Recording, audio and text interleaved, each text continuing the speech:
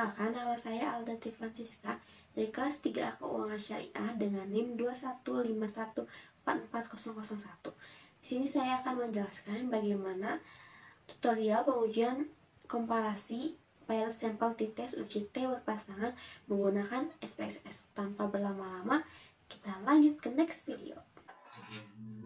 Oke, sebelum melanjutkan langkah-langkah menggunakan SPSS, sini saya akan menjelaskan terlebih dahulu apa itu pengujian komparasi dan apa itu pilot sampel. Nah, di sini ada pengertian pengujian komparasi, yaitu pengujian yang dilakukan untuk membandingkan suatu variabel atau objek penelitian antara subjek yang berbeda atau waktu yang berbeda dan menentukan hubungan sebab akibatnya. Selanjutnya di sini ada pilot sampel. Pilot sampel yang berpasangan diartikan sebagai sebuah sampel dengan subjek yang sama namun mengalami dua perlakuan atau pengukuran yang berbeda. Seperti subjek 1 akan mendapat perlakuan A, kemudian perlakuan B, atau hanya mendapat perlakuan A.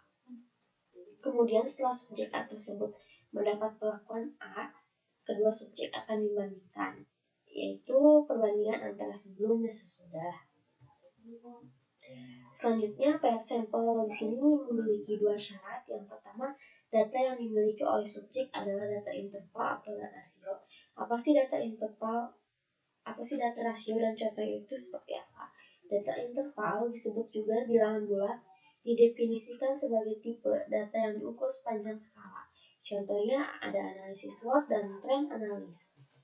Sedangkan data rasio merupakan bentuk data numerik, contohnya tinggi badan dan berat badan. Syarat yang kedua kelompok data berpasangan berdistribusi normal.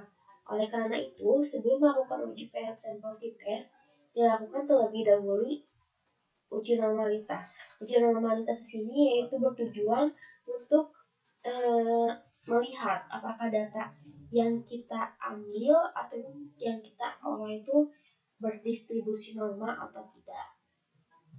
Selanjutnya ada kriteria pengambilan keputusan.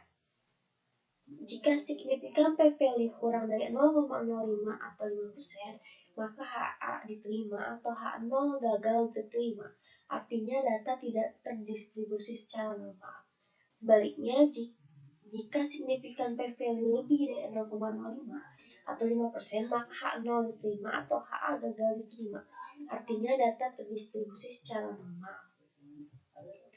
Selanjutnya di sini ada data perbandingan sebelum dan sesudah pelaksanaan program bantuan langsung tunai BLT terhadap UMKM kuliner Kecamatan Medan Petisah di Kota Medan. Saya mengambil data ini untuk melakukan pengujian komparasi. Langkah selanjutnya menuliskan modal sebelum dapat BLT dan modal setelah dapat BLT dari penjelasan yang tadi saya jelaskan. Setelah ini kita akan membuka aplikasi SPSS.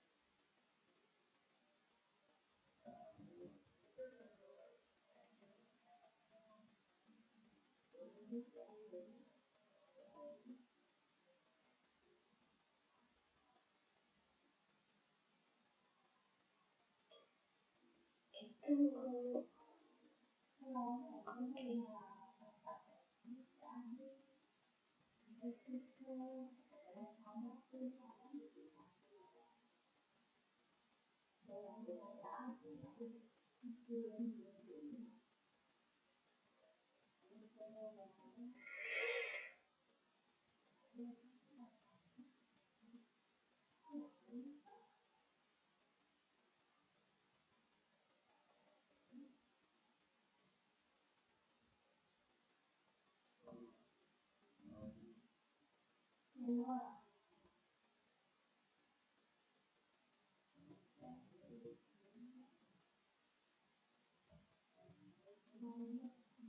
Oke, di sini sudah terlihat bahwa SPSS-nya sudah terbuka. Nah, udah itu tadinya Excel data ini kita copy, kita pindahkan ke SPSS.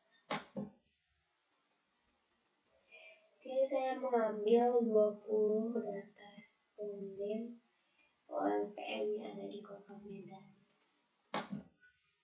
Kemudian kita pencet paste. Kita klik paste. Oke. Nah, untuk itu kita bisa dilihat bahwa di sini ada terlihat koma 00. Kita dapat menghilangkan. Kita ganti terlebih dahulu, dinamakan modal sebelum dapat BLT.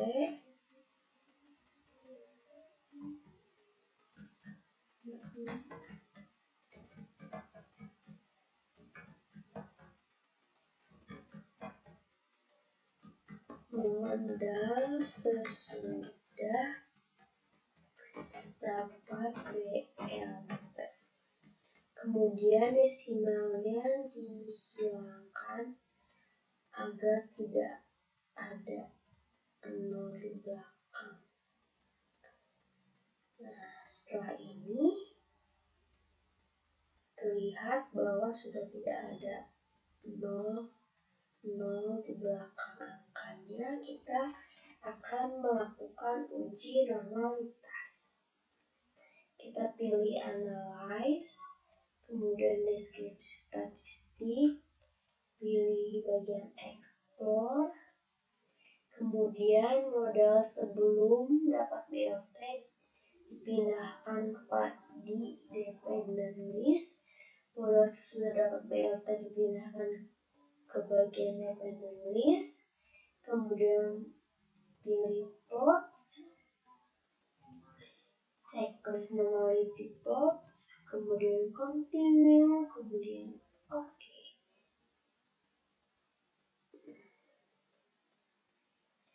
Kemudian kita bisa lihat hasilnya di sini.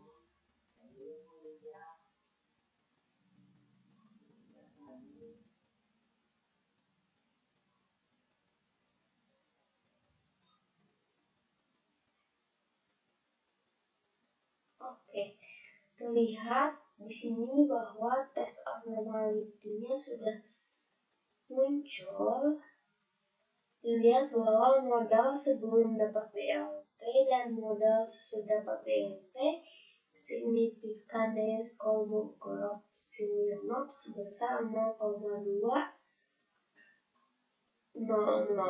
artinya lebih besar dari 0,05. Dapat disimpulkan juga bahwa data terdistribusi normal. Oke.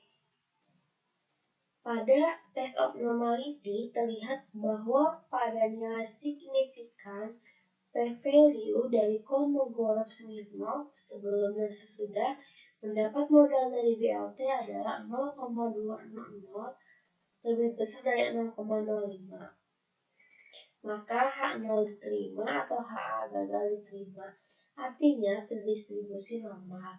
Kemudian signifikan p-value Shapiro-Wilk sebelum mendapat modal dari BLT 0,135 lebih besar 0,05 dan sesudah mendapat modal dari BLT 0,285 lebih besar 0,05, maka H0 diterima atau HA gagal diterima, artinya data terdistribusi normal. Dapat dilihat oleh teman-teman semua bahwa ada hasil dari uji normalitas data tersebut terdistribusi normal. Oleh karena itu, kita dapat melanjutkan ke pengujian paired sample t-test. Kita kembali ke data SPSS yang tadi, kemudian pilih analyze, pilih components, pilih per sample t-test. Variabel 1 dimasukkan oleh modal sebelum dapat BLT, variabel 2 dimasukkan modal sesudah dapat BLT. Kemudian kita pilih oke, data akan muncul di sini. Nah, di sini ada paired sample statistik, paired sample correlation, Ada present simple test, present simple exercise.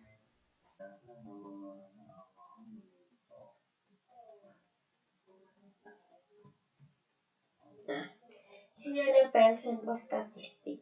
Pada hasil data di atas, lihat bahwa ringkasan statistik dari kedua kelompok data untuk nilai rata modal sebelum dapat BLT sebesar 6.568.847,95. Sedangkan nilai rata-rata untuk modal sesudah dapat BLT sebesar 8.014.095,15. Terlihat bahwa pemberian bantuan modal BLT sangat membantu UMKM di Kota Medan. Kemudian selanjutnya ada plat sampel test. Plat sampel test terlihat bahwa terhitung adalah min 5721 dengan profitabilitas atau tingkat signifikansi 0,001 atau p-value kurang dari 0,05, maka H0 ditolak atau kedua rata-rata populasi adalah tidak identik atau rata-rata nilai sebelum dan sesudah berbeda secara nyata.